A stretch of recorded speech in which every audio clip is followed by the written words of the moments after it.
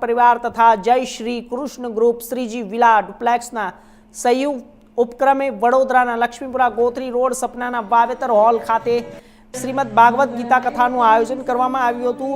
યુગ ઋષિરાજ યુગ દૃષ્ટા વેદમૂર્તિ તપોનિષ્ઠ પરમ પૂજ્ય ગુરુદેવ પરમ પૂજ્ય શ્રી અને શ્રી રામ શર્मा आचार्यजी एवं परम वंदनीय मां भगवती देवी शर्माजीना सूक्ष्म संरक्षण एवं आशीर्वादथी श्रीमद भागवत कथाનું દિવ્ય જ્ઞાનનું આયોજન કરવામાં આવ્યું। સમગ્ર વિશ્વ ઉપર આસુરી શક્તિઓનું વિકરાળ સામ્રાજ્ય છવાઈ રહ્યું છે, જેથી અશાંતિ, આતંક, અરાજકતા, અનીતિ, અત્યાચાર, પાપાચાર, ભ્રષ્ટાચાર, યુદ્ધ પરાકાષ્ઠાએ પહોંચ્યો છે। તે માટે કથાનું શ્રીમદ ભાગવત કથાનું આયોજન કરાયું।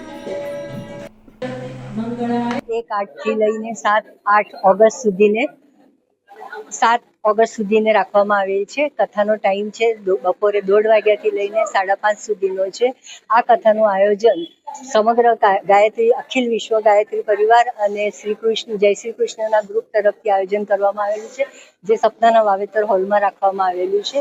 તો દરેક ભાઈ બહેનોને પધારવા માટે આમંત્રણ છે અને તેમનું સ્વાગત છે આ કથાની અંદર।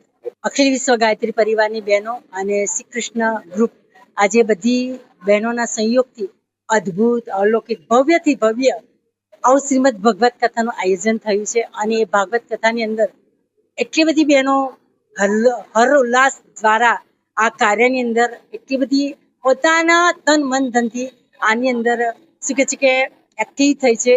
આની અંદર જ્યારે પોતે પોતાની જાતને પરમાત્માની અંદર પોતાને એમ કે છે કે સમર્પિતનો ભાવ કરે છે, ત્યારે પરમાત્માના અનુદાન વદાન કૃપા કેટલી બધી વર્ષે છે। બીજો અત્યારનો સમય કળિયુગની અંદર ઋષિ મુનિ સંતે કીધું કે ખાલી નામ જ આધાર, એક નામ જ આધાર, જો નામ જપ સ્મરણ શ્વાસે શ્વાસે કરીએ તો આપણા કેટલાય જન્મના પાપનો નાશ થાય છે।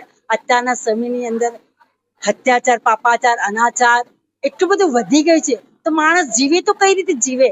તો એના માટે લોકો આજે એકબીજાને મારી નાખવા, કાપી નાખવા માટે જ્યારે એટલી બધી એના વિચારો નિમ્ન બની ગયા છે, એ વિચારોને ઉપર ઉઠાવવા માટે અખિલ વિશ્વ ગાયત્રી પરિવાર ગાયત્રી મહામંત્ર દ્વારા અને શ્રીમદ ભાગવત કથાની અંદર એમના વિચારો શ્રેષ્ઠ બનાવવા માટે પોતાનું જીવન કેવી રીતે ઉઠાવવાનું અને જીવન કેવી રીતે જીવવાનું અને કેવી રીતે કેવું જીવન જીવે આ દુનિયાની અંદર એમ કે ગયા પછી પણ એને યાદ કરે। જેવી રીતે એમ કહેવાય છે કે વિવેકાનંદ ગયા 215 વર્ષ પછી આજે પણ યાદ કરે છે, એવી રીતે આપણા નરેન્દ્ર મોદી જે આજે આપણને એ જ બતાવે છે કે એમણે પોતાનું જીવન કેવી રીતે જીવીને આપણને બતાવ્યું છે। તો શ્રીમદ ભાગવત કથા આપણને એ જ બતાવે છે કે આ સંસારની અંદર રહી ભક્તિ કરી ગૃહસ્થાશ્રમમાં રહી અને પ્રભુની પ્રાપ્તિ થઈ શકે છે। એ જ અમારી આ શ્રીમદ ભાગવત કથા અખિલ વિશ્વ ગાયત્રી પરિવાર દ્વારા અમારી આટલી જ એક પ્રાર્થના છે કે બધા જન સુધી આપના માધ્યમ દ્વારા ઓર પબ્લિક ઓર લોકો આ કથા મંડપની અંદર આવી આ સત્સંગનો લાભ લે, એ જ અમારી પ્રાર્થના અને વંદન। એ સાથે મારા નમસ્કાર। વાંગરા તાલુકા